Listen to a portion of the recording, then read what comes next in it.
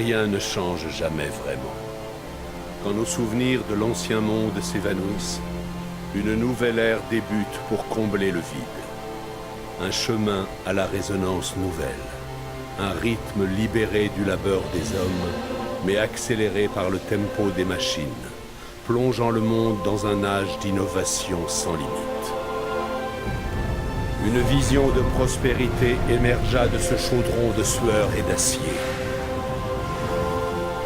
Maîtrisant l'indomptable puissance des éléments, changeant les ténèbres en lumière, créant de nouveaux concepts pour enseigner le monde au peuple. Et offrant une expérience que peu d'entre nous auraient pu imaginer. L'avènement de la guerre mécanisée sema un chaos jusqu'alors parfaitement inconnu, offrant l'opportunité à certains d'imposer la conformité, tandis que des régimes répandaient leur idéologie sans faiblir, incitant le monde à plonger dans la guerre. Pourtant, certains choisirent une autre voie, et à travers leur vision apparurent des perspectives uniques. Des partisans de la liberté de penser résistèrent, se battant pour la paix dans le but de lever le voile sur les secrets de l'univers, dont certains ne devaient apporter que peur et regret. Alors que ce progrès avance, la nature même de notre monde devient claire. Notre survie et la survie de tous les peuples du monde dépend de notre capacité à cohabiter en paix. Mais cette paix est fragile. Malgré tout, l'humanité va de l'avant. Toujours avide de nouvelles frontières qu'elle cherchera à repousser. En comprenant que ce monde est un seul lieu que nous partageons tous, il faut accepter la responsabilité de savoir que les décisions d'aujourd'hui auront un impact durable sur les générations futures.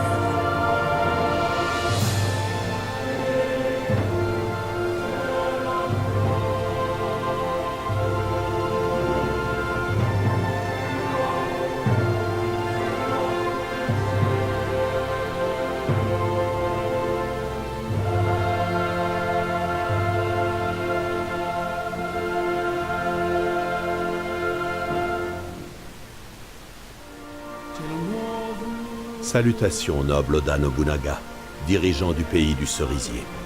Que vos pas vous mènent à jamais sur ces sentiers fleuris. Vous êtes à la tête du Japon, le pays du soleil levant. Les Japonais sont des insulaires, des êtres fiers et pieux, dotés d'une riche culture artistique et littéraire. Leur civilisation remonte à des millénaires et s'est fondée sur des guerres sanglantes, l'expansion et l'isolement, une richesse sans pareille et une grande pauvreté.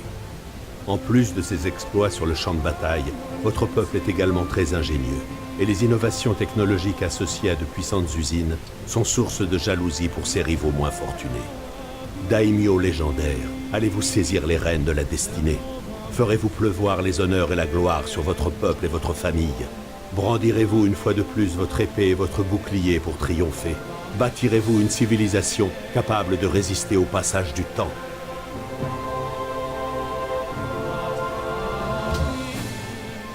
Bonjour, bonjour à tous, bonjour à toutes, bienvenue dans le monde de Celticos. Le monde de Celticos qui s'ouvre sur un Civilisation, pas le 6 qui vient de sortir, enfin qui est sorti il y a quelques semaines, quelques mois, mais bien le 5, qui est pour moi l'un des plus beaux, les plus complets, qui est un digne héritier du Civilisation 1, dans le sens de la richesse du gameplay. C'est aussi une continuité cohérente des 2, 3 et 4. Le 6, beaucoup plus difficile à maîtriser à mon sens, et qui s'éloigne un petit peu de l'histoire et de la philosophie des civilisations. Mais on y reviendra probablement en comparant, et on en discutera. J'ai quelques heures sur Civilisation 6. J'ai pas retrouvé ce que j'avais sur les civilisations 1, 2, 3, 4, 5. J'ai pas retrouvé complètement. où ce que j'ai retrouvé ne m'a pas plu. Mais on n'est pas là pour parler du 6. Civilisation, qu'est-ce que c'est? C'est un 4X. Donc, qui dit 4X dit, eh bien, exploration, exploitation, extend, c'est-à-dire s'étendre, exterminate, c'est-à-dire exterminer les ennemis. Bref, nous sommes dans un premier temps à la tête de la civilisation du Japon, comme vous l'avez remarqué. Pourquoi le Japon? Tout simplement parce que historiquement, quand j'ai acheté le Civilization 5 la première fois, j'ai tout simplement pris le Japon, ce qui ne m'arrivait jamais. C'est plutôt à prendre les Grecs, les Romains, les Français. Là, non, j'ai eu envie de changer. Le Japon n'offre pas de bonus particulier, nous y reviendrons, mais c'est pas forcément plus intéressant pour nous Japon qu'autre chose. Que dire d'autre avant de débuter? Donc nous allons devoir diriger cette civilisation sur 6000 ans, grosso modo, de 4000 à moins 4000 à plus de 1000. Et pour la diriger, on va s'occuper de tous les aspects exploration, les aspects scientifiques, où nous allons devoir monter peu à peu faire de nouvelles technologies, donc monter en termes de technologie, de connaissances, monter aussi en termes de technologie mais côté militaire, monter en termes de technologie mais côté ressources, exploitation des ressources, et nous allons devoir faire de l'exploration, beaucoup d'exploration. Et c'est l'exploration précisément la première des choses qu'il va falloir faire quand on crée cette civilisation. Globalement, quand on joue à Civilization 5, comme dans toutes les civilisations, d'ailleurs, je ne crois pas qu'il y ait beaucoup d'exemples contraires, l'endroit où vous vous retrouvez avec votre premier colon, au moment de symboliquement créer votre première ville, c'est globalement le meilleur endroit possible, à 3-4 cases à la ronde. Sert à rien de partir trop loin, chercher un meilleur endroit, généralement ça vous fait perdre un temps fou. Donc, je vais appuyer sur B, et Kyoto est créé. Historiquement, Kyoto était la première capitale du Japon unifiée. Là, à partir du moment où vous avez créé votre ville, vous avez le choix de la recherche au terme d'armes technologiques. Au début, vous ne pouvez faire que 4 recherches. La poterie qui va vous donner un petit plus en termes de calendrier, en termes de réserve de nourriture, ce qui vous fera monter plus vite votre population. L'élevage qui va vous révéler les pâturages mais aussi les chevaux, donc qui va vous aider à améliorer vos capacités d'exploitation en termes agricoles. Le tir à l'arc pour l'aspect militaire, l'exploitation minière pour l'aspect technologique mais aussi militaire. On va partir sur l'élevage dans un premier temps et on va construire notre première unité puisque c'est l'autre option. Et là, je vais chercher tout simplement un éclaireur. Pourquoi je prends un éclaireur? Tout simplement parce que les soldats qui vont me servir à faire de l'exploration au départ ne peuvent bouger que d'une case par une case. L'éclaireur, lui, c'est 2 cases selon les endroits. Donc c'est beaucoup plus intéressant. Nous n'avons plus qu'une seule chose à faire, c'est donner l'ordre à notre soldat de bouger, ce qu'il va faire. Vous voyez, il a bougé d'une case. Alors comme c'est un terrain plat, il a le droit à 2. C'est exceptionnel. Voilà, nous avons fini, il ne reste plus qu'à appuyer sur Entrée et l'IA s'occupe de tous les tours de tous les adversaires et des barbares et aussi des villes-États. Les villes-États, ce sont des villes qui ont théoriquement les mêmes capacités que vous, sauf qu'elles ne peuvent pas s'étendre en termes de pays et que ce ne seront donc que des villes qui vous permettront d'obtenir des bonus de ressources ou que ce soit en ressources militaires, stratégiques, etc. Donc là, je vais faire monter, intéressant de faire monter le soldat sur une colline parce qu'on a une meilleure vue des choses, évidemment, et on a bouffé un tour supplémentaire. Alors, on va descendre sur la vallée et remonter sur la colline. Ça va nous donner, voilà, une vue. Alors c'est plutôt intéressant comme emplacement, ça, pour la seconde ville. Pourquoi? Tout simplement parce qu'on a du pâturage, on a des collines pour les ressources minières, on a aussi la possibilité de faire probablement à terme le piège, donc une exploitation de ressources animales intéressantes. Ici, on a des poissons. Donc ça veut dire que si on construit un port, eh ben, on aura une zone de pêche intéressante. Zone de pêche qui n'existe apparemment pas tout près de notre capitale. Mais on n'a pas toutes les cases de mer visibles. Donc on continue.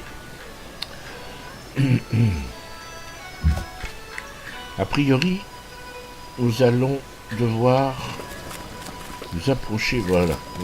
Donc je craignais avoir vu deviner des frontières. Alors maintenant, mon soldat, on va le ramener parce que l'éclaireur va bientôt arriver. Vous voyez, l'éclaireur arrivera dans un tour. Donc il faut pas, c'est pas sain de laisser sa ville sans protection. Donc je ramène petit à petit mon soldat. Et mon éclaireur va être créé. Donc la deuxième chose à créer.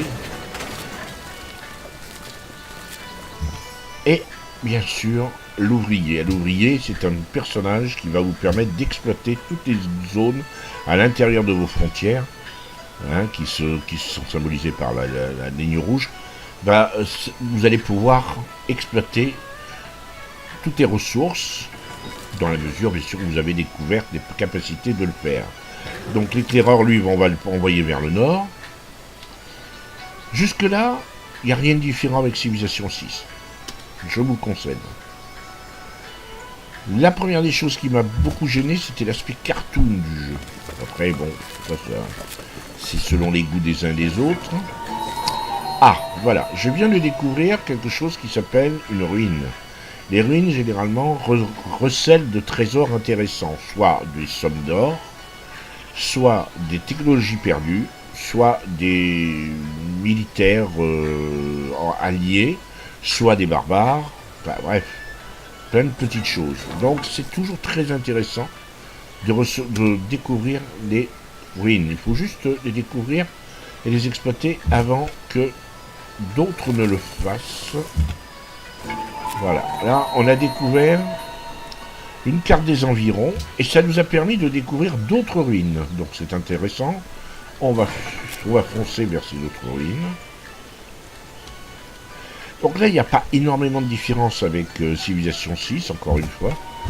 La seule différence, c'est que dans Civilization 5, par rapport à Civilization 6, il n'est pas tellement conseillé sur Civilization 6 de créer de nombreuses villes. L'aspect civilisation en tant que, comment dirais-je, cumul de villes, association de plusieurs villes, cet aspect-là est un petit peu oublié et selon les parties qu'on peut voir sur YouTube, il n'est pas rare de voir des jeux, des parties de civilisation où la civilisation n'a que 2 ou 3 villes maximum. Ce qui pour moi n'est pas franchement dans l'esprit. Ruines explorées, vous avez découvert des survivants égarés dans les ruines, eh bien ils se joignent à l'une de vos villes et augmentent la population. On a eu un point de population, donc ça fait au lieu de 2 qu'on a traditionnellement, on a tout simplement 3 points de population. C'est super intéressant. Donc notre éclaireur repart. On s'éloigne pas. On s'éloigne définitivement pas de notre cité. On va aller vers la... Alors vous voyez, l'éclaireur passe dans les marais à 2 cases. Si c'était un soldat, il pourrait pas faire plus d'une case.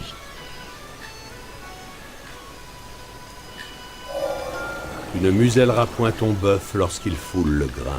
Voilà, nous avons fait la découverte de l'élevage. Donc on va partir sur l'exploitation minière. Globalement, c'est ce que je fais toujours, j'associe les deux, sauf si je fais la découverte d'une civilisation voisine très proche dans l'intervalle, et auquel cas je lance la recherche de l'arc, du tir à l'arc, pour avoir un petit bonus en termes d'armes. Là, mes éclaireurs se sont transformés en archer. En d'autres termes, c'est une unité extrêmement puissante parce que l'archer de base est puissant, mais en plus il a gardé sa capacité d'éclaireur. Donc ça va être une unité particulièrement efficace puisqu'elle voit une case plus loin que les cases traditionnelles militaires. Vous avez une unité de combat à distance. Voilà, alors là, étant donné qu'il considère que je redémarre le jeu, le tutoriel est encore un peu allumé, ce qui est un peu agaçant.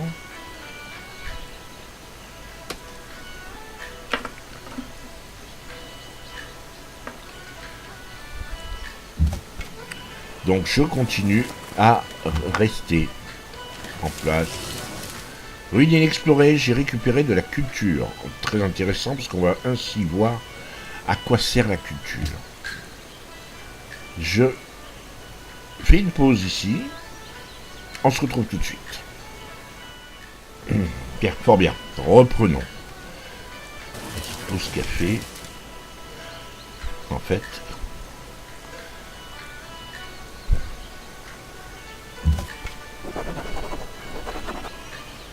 Alors, nous sommes... Alors, oui, je vous ai dit qu'on allait parler de la culture.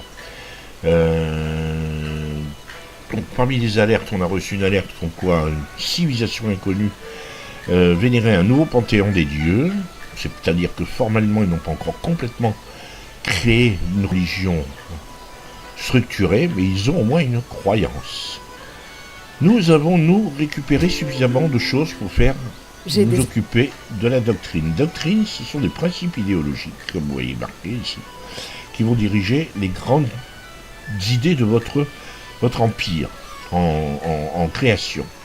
Vous avez 4 notions. La tradition, qui va surtout vous aider à améliorer tout ce qui est merveille. Donc les merveilles, ce sont des comment on pourrait dire, des constructions qui vous apportent des bonus particuliers extrêmement puissants, mais très ciblés.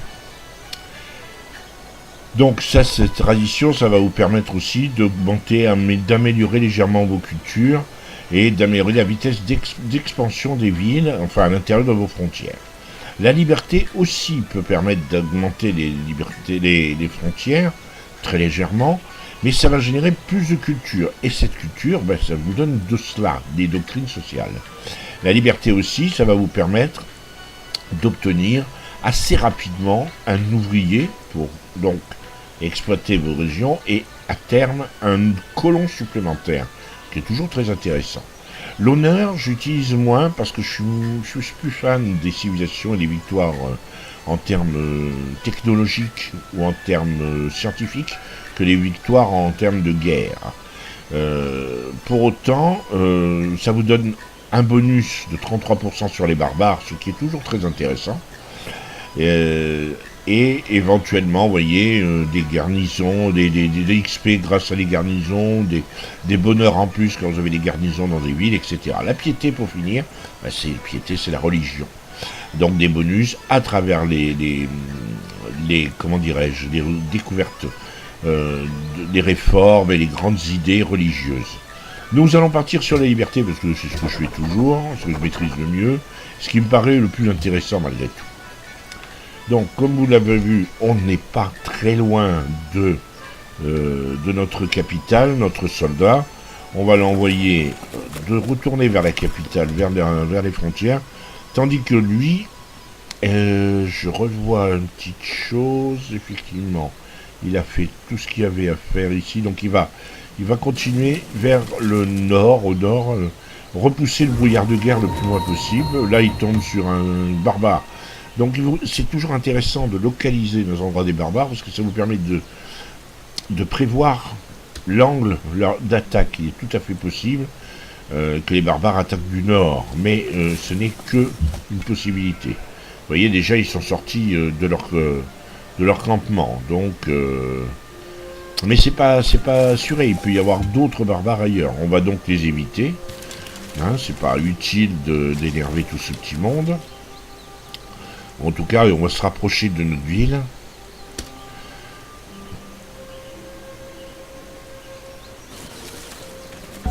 Alors, les barbares, quand ils attaquent, ils privilégient toujours d'abord les cités-États avant les... Mais bon, ils peuvent s'attaquer. Si la cité-État est un petit peu trop loin, ils peuvent s'attaquer à votre civilisation assez facilement. Notre ouvrier vient de sortir de la ville, il est prêt, il est fringant. Donc on va lui demander de faire la seule chose que l'on peut faire. Vous voyez qu'on n'a que 3 découvertes possibles. On va demander de construire une route, mais il faut avoir découvert la notion de route.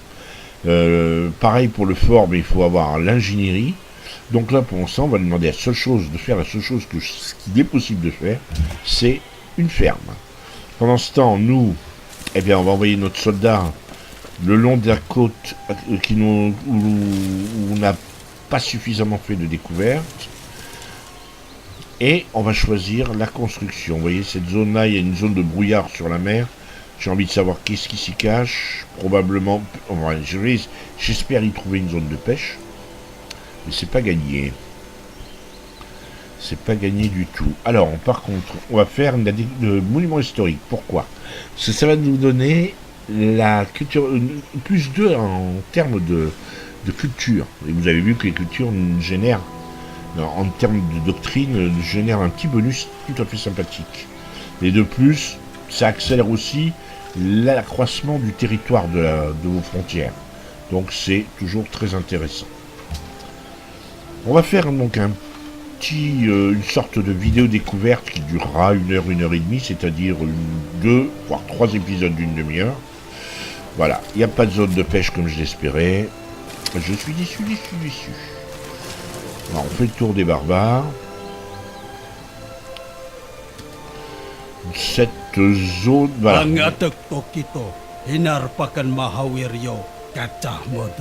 Voilà.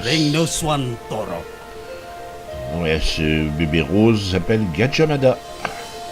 C'est le héros historique de l'Indonésie. Donc Gajah Mada, t'es gentil.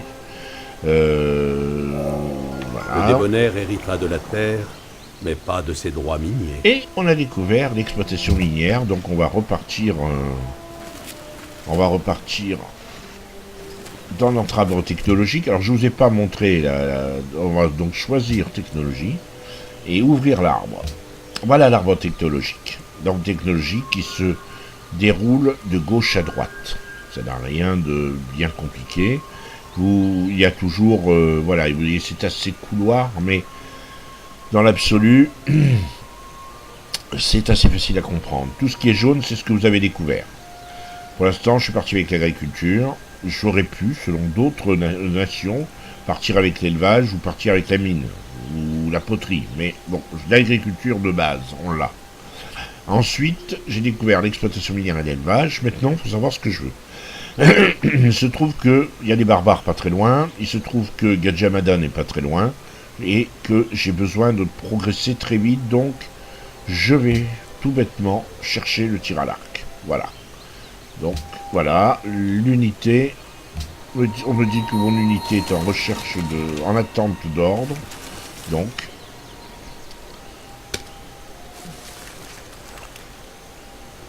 on va partir d'où viennent Gajah Mada et ses troupes. C'est un peu ennuyeux parce que forcément, s'il y a des ruines, il les aura découvertes. Et un autre.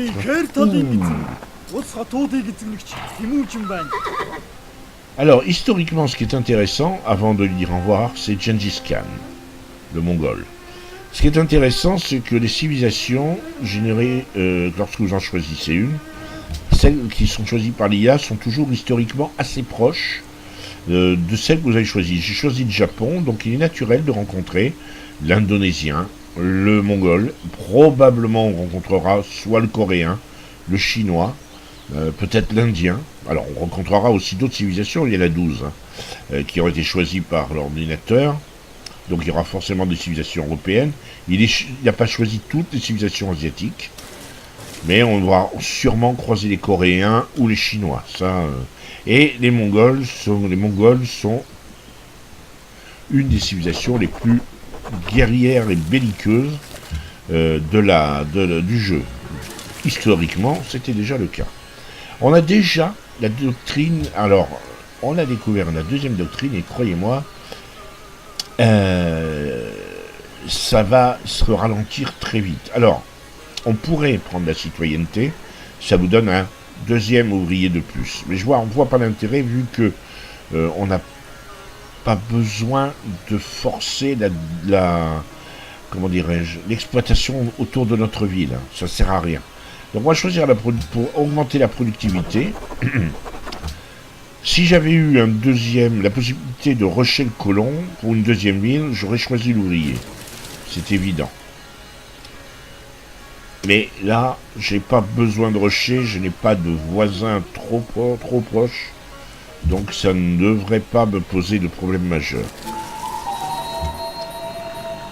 Donc, on continue, il faut autant que possible Nettoyer le brouillard de guerre. Là, nos 2 unités vont pas tarder à se voir.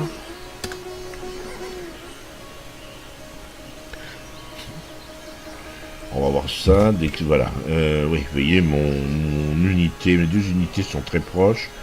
Je vais envoyer le soldat parce que je ne sais jamais.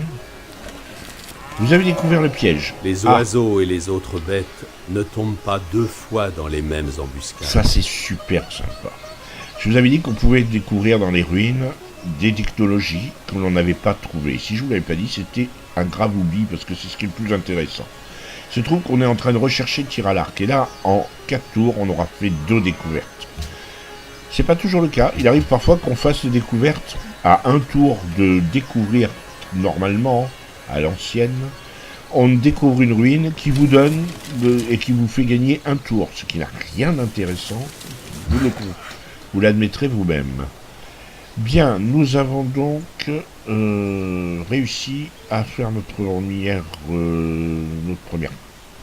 champ cultivé. Donc ce qu'on va faire maintenant, c'est on va détruire une des forêts pour faire un second champ. J'ai 3 forêts. Donc je suis pas forcément gêné pour en détruire une. J'en ai que 2, je réfléchirai quand même. Donc là c'est mon soldat, je vais continuer, je vais le ramener tout doucement vers ma capitale. Et là, on a découvert l'Éthiopien. Bon là ils vous disent bonjour, tous ont à peu près le même discours. Bonjour, on est géniaux, vous êtes un peu moins géniaux que nous, mais malgré ça on va être copains. Bon. Donc là on va lui dire de détruire la forêt. Ça va nous donner de l'XP supplémentaire, de l'XP non, des ressources supplémentaires qui accéléreront la prochaine recherche que nous allons lancer. Et bien on va lancer le colon.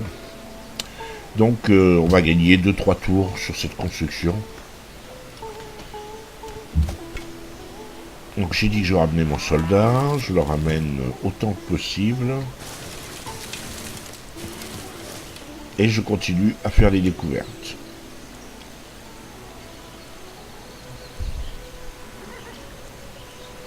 Là, le peuple le plus bedonnant, c'est-à-dire le peuple qui a le plus de nourriture en avance, et on n'a pas tant de nourriture que ça en avance. Hein.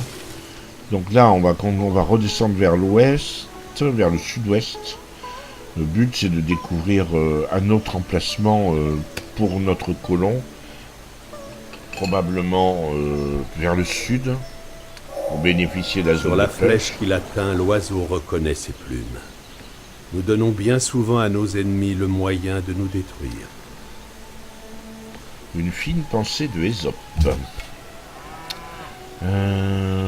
Oui, donc j'ai dit que on descendait vers la zone où on allait installer le prochain colon. Et on choisit notre technologie. Alors, on peut ouvrir l'arbre technologique, vous voyez. On peut aller chercher l'équitation. Je ne vois pas la... Par contre, la roue est très importante, surtout dans l'optique où vous construisez une deuxième cité. Parce que à partir du moment où 2 cités sont reliées par une route, elles bénéficient des mêmes bienfaits technologiques que chacune obtient. Donc elles partagent leur technologie et leurs ressources. Donc là, voilà, c'est très bien. 12 tours. 6 tours avec le colon, 12 tours pour découvrir la roue, tout va bien. Donc là, on va commencer à descendre, je vous l'ai dit, on va suivre la côte.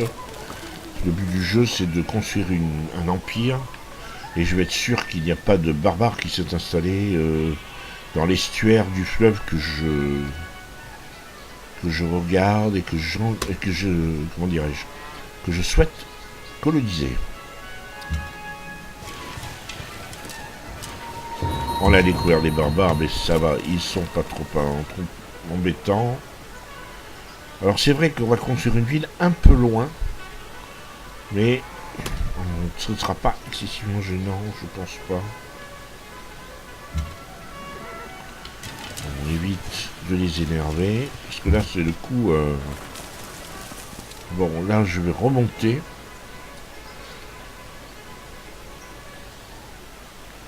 Ouais, je suis en train de réfléchir à l'endroit où je vais mettre...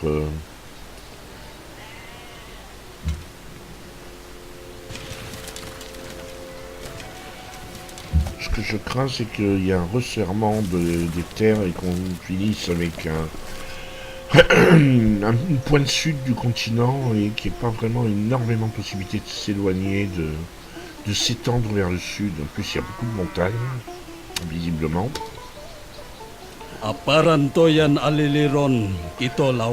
Bon, apparemment, il a fait une découverte qui lui permet de créer des ambassades, mais comme moi je ne l'ai pas fait, je n'ai pas le droit de créer moi d'ambassade.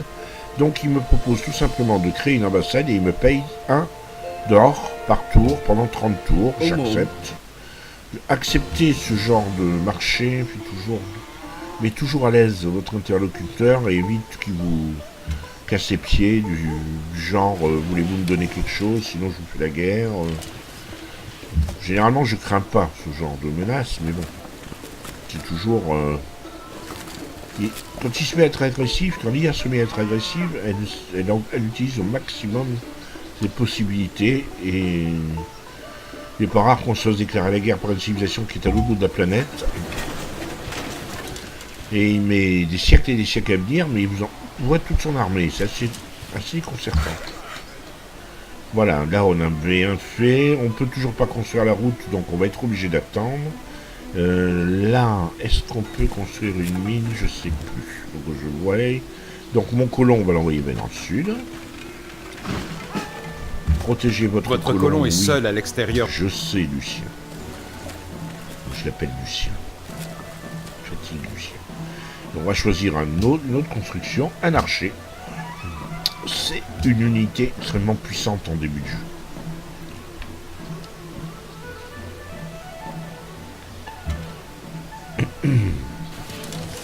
Continue à découvrir des zones très intéressantes, ce qui veut dire que on peut construire une mine, c'est bien. Ce qui veut dire que notre capitale va être la pointe nord, et ça c'est pas forcément cool. Une capitale qui est excentrée comme ça est toujours très difficile à protéger, mais il y a moyen de faire autrement. Là on va empêcher qu'il passe. C'est pas qu'il est gênant en soi, mais il pourrait éviter. Comment dirais-je? Ah bah non, il est passé quand même. Oh, mais c'est quoi ça? Je pensais pas qu'il pouvait passer. Alors, on est attaqué. Voilà. Il y a des barbares pas loin de notre capitale. À quoi je vois ça? Ben à la cible qui vient d'apparaître parmi mes alertes. Donc, il y a une cible, vous voyez, en tout en bas. Ça va se centrer. Et donc, il y a des barbares. C'est... La flotte, c'est pas bien grave. On va tirer dessus avec notre ville. Et notre soldat peut rester dans le coin sans problème. On peut effectivement adopter et là, on peut adopter une doctrine qui nous permet d'avoir un nouvel ouvrier. C'est juste parfait. On a 2 villes et on a 2 ouvriers. Alors on peut rien créer parce qu'on n'a pas encore découvert la maçonnerie. Et quand on la découvrira, on pourra exploiter. On a découvert le piège, donc on va utiliser ces découvertes pour créer la prochaine amélioration.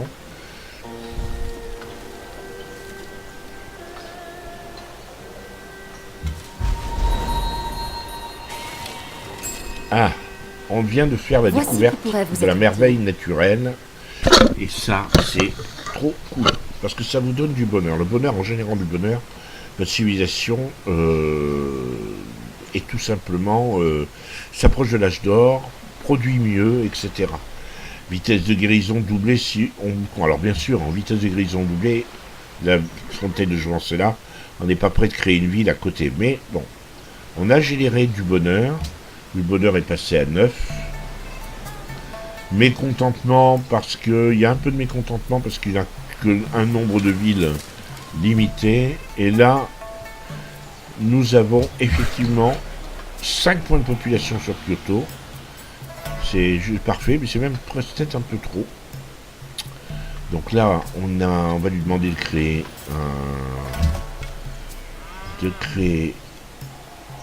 un camp. Mon soldat va rester sur la colline pour protéger. Et ici, on crée donc notre deuxième ville. L'idéal, c'est que les deux zones rouges finissent par se rapprocher l'une de l'autre et en créer qu'une seule unité. Et là, on crée un monument historique. Encore une fois, ça va nous permettre d'accroître, s'élargir peu à peu. Et à ce moment-là, on aura une unité en termes de frontières. Et là, on vient de découvrir une ville. Alors, Bucarest nous a donné 30 pièces d'or. C'est un indicateur. Généralement, quand elle donne 30 pièces d'or, c'est vous êtes la première civilisation qui l'a découverte. C'est son premier... la prochaine fois qu'on verra Bucarest, qu'on ira leur parler, ou qu'une autre civilisation les découvrira, elle ne donnera que 15 pièces d'or. Cette cité, si on l'aide, alors protège les barbares, si on fait commerce avec elle, comme elle est basée sur la culture, peut vous donner des bonus de culture. Plutôt intéressant. Bon, mon soldat ne bouge pas, par contre on me dit qu'effectivement, voilà, l'ennemi est toujours à nos portes. En soi, c'est pas bien grave, hein. Ça aurait été un barbare, un vrai barbare, ça aurait été plus gênant, mais globalement, c'est pas bien méchant, hein. Il nous fera pas grand mal. Bien, je vois que le temps... La sagesse et la vertu sont comme les deux roues d'une charrette. On a fait de quoi faire la route. Très intéressant. Et on va s'arrêter là. Parce que c'est à peu près le laps de temps que je m'étais donné pour faire ce premier épisode. Un peu chaotique, parce que j'ai dû m'y reprendre à plusieurs fois. Je vous ai laissé le générique entier. C'est vrai que c'est un peu long à démarrer, ma prise de parole. Mais juste parce que je le trouve sublime. Et que je trouve que l'animation reflète bien l'esprit du jeu. Donc je m'arrête là. On fera les choix de technologie et tout au prochain épisode. J'espère que ça vous a plu. N'hésitez pas à liker, comme on dit. Faites des commentaires si vous voulez voir poursuivre cette série. Pour l'instant, elle s'enrichira au moins de 2 épisodes. Pour faire 1h30 globalement de découverte. Nous arrêterons là, sauf si vous souhaitez que je continue. D'ici là, je vous souhaite une bonne journée. Et je vous dis à très bientôt, si vous le voulez bien.